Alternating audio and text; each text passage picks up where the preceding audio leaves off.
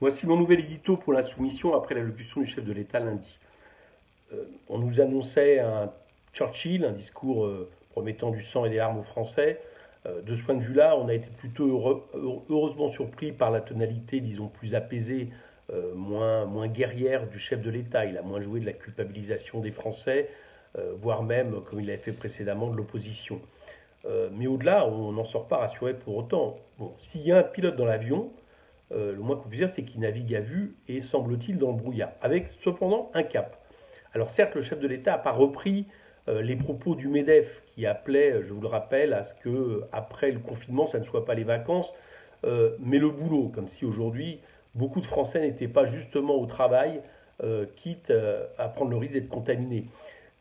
Mais le chef de l'État a quand même mis un cap très précis, c'est celui du 11 mai. Et le 11 mai, il a expliqué qu'il s'agirait de repartir au travail partout où c'était possible. Donc c'est bien la relance de l'activité économique qui était le déterminant de cette date du 11 mai et non une explication sanitaire. On la cherche.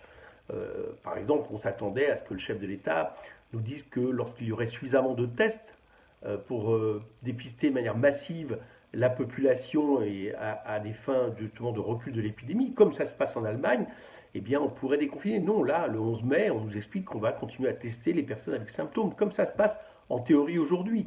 On voit bien que le risque va être encore entier, puisque on explique que les personnes âgées, les personnes fragiles seront appelées à rester confinées chez elles. Toutes les réunions, tous les rassemblements, les expositions, seront toujours interdites. Donc véritablement l'objectif c'est de relancer l'activité économique et c'est d'ailleurs pour ça qu'on réouvre les écoles.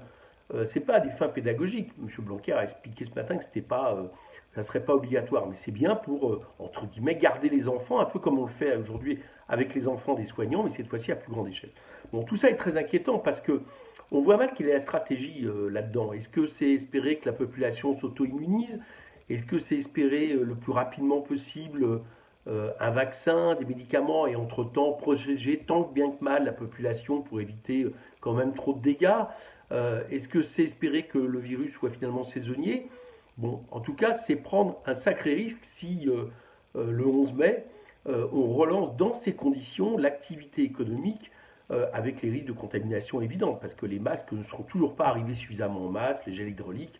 Il n'y a pas de raison, puisque contrairement à ce que dit le chef d'État, il n'y a pas aujourd'hui une planification de l'économie comme une économie de guerre, pour reprendre ces termes, tournée vers des réquisitions, des nationalisations, afin d'assurer justement suffisamment de masques, de médicaments, de tests. C'est pas ce qui se passe, c'est plus des initiatives privées, des initiatives de régions et de villes, d'ailleurs ce qui est un peu ennuyeux du point de vue de l'égalité sur le territoire, parce que plus une région, plus une ville peut être riche, plus peut-être elle peut assurer la provision sur le marché international de masques, plutôt que, j'allais dire, une politique de l'État, active de l'État.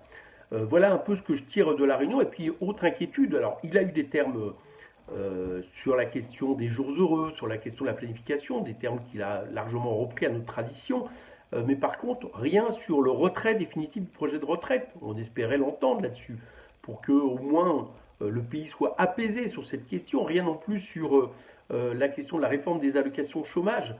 Tout ça, on est resté sur notre fin, ce qui nous fait craindre le pire pour la suite. Parce que, autant le dire, c'est qu'on ne compte pas sur Emmanuel Macron et les siens pour préparer le jour d'après, celui d'un avenir en commun.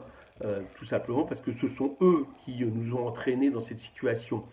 Je conclurai sur une chose, cette épidémie n'est pas seulement j'allais dire une épidémie justement, c'est d'abord avant tout euh, la première crise écologique qui attaque, qui est le résultat d'une diminution de la biodiversité, de la prédation sur les espèces sauvages, de l'extinction des espèces annoncées. C'est aussi une crise évidemment de la mondialisation libérale. Les échanges ne seraient pas aussi faciles entre les pays. Pour le grand déménagement du monde ne serait pas autant d'actualité, l'épidémie ne serait pas propagée aussi vite. Et puis enfin, c'est la crise sanitaire due justement à l'impréparation, à la baisse des dépenses publiques, à la baisse des dépenses dans les hôpitaux, et puis à ces délocalisations qui fait que nous n'avons plus aucune souveraineté sanitaire. Et tout ça, évidemment, il faudra le transformer en grand, mais ce n'est pas sur le chef de l'État que je compte là-dessus. On a d'ailleurs, nous, pour notre part, un outil qu'on a redéveloppé ce week-end, réactualisé, qui est l'avenir en commun.